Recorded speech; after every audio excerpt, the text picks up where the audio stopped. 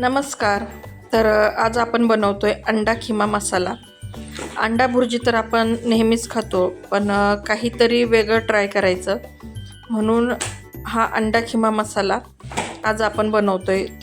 पावाबरोबर, चपातीबरोबर हा खिमा खूपच छान लागतो.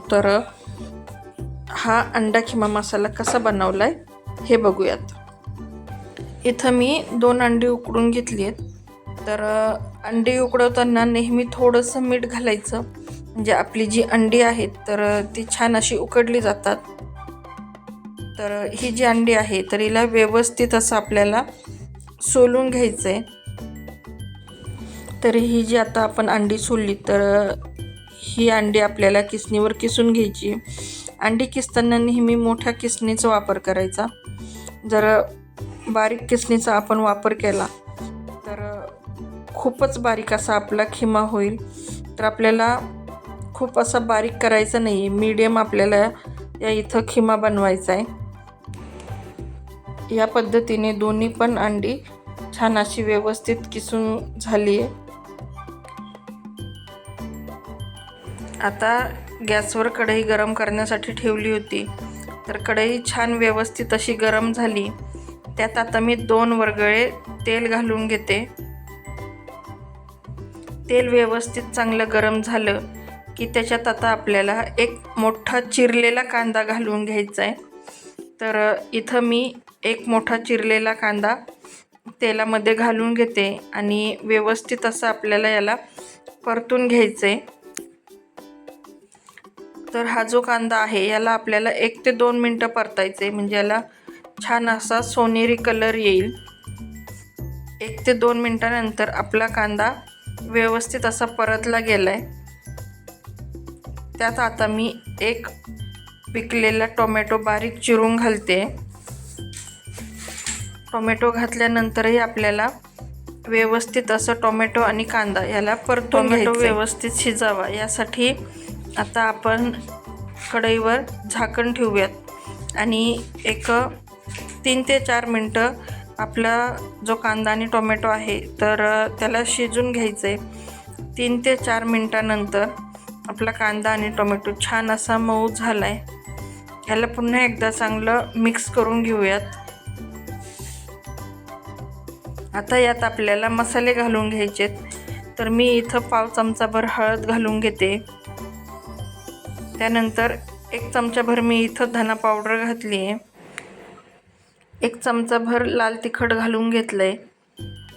त्यानंतर 1 चमचा मी इथं मटण मसाला घातला आहे. तिखट तुम्ही तुमच्या आवडीनुसार कमी जास्त करू शकता. आणि पाव चमचाभर इथं मी गरम मसाला घालून घेतला आहे. पाव चमचाभर हिंग घालून घ्यायचं आहे. आणि हे जे मसाले आहेत त्याला आपल्याला व्यवस्थित असं मिक्स करायचं आहे. इथं मी आपले जे मसाले आहेत त्याला व्यवस्थित असं मिक्स करून घेते. आपला खिमा खूप कोरडा होऊ नये म्हणून याच्यामध्ये थोडंसं आपल्याला पाणी घालून घ्यायचं आहे. 2 ते 3 चमचे इथं मी पाणी घालून घेतलं आहे. आणि आपले जे मसाले आहेत त्यांना पुन्हा एकदा चांगलं असं मिक्स करून घेते.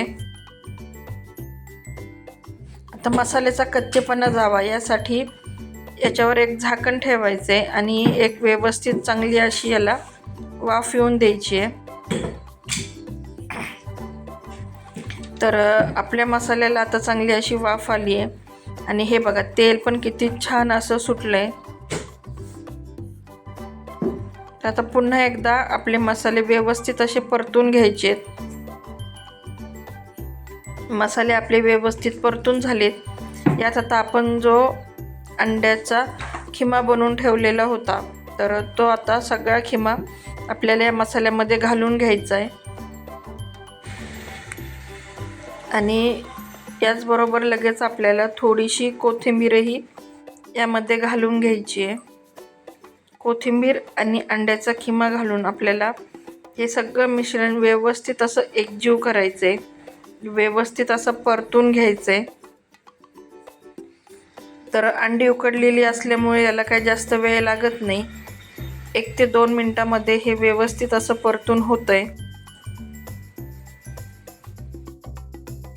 तर आता आपल्या खिम्याला एक छोटीशी वाफ देऊन घ्यायची आहे. तर इथं मी झाकण ठेवून व्यवस्थित अशी वाफ काढून घेते. एक 2 ते 3 मिनिटांनंतर आपल्या खिम्याला छान अशी वाफ आली आहे आणि कडेने पण बघा छान व्यवस्थित असं तेल पण सुटलं आहे.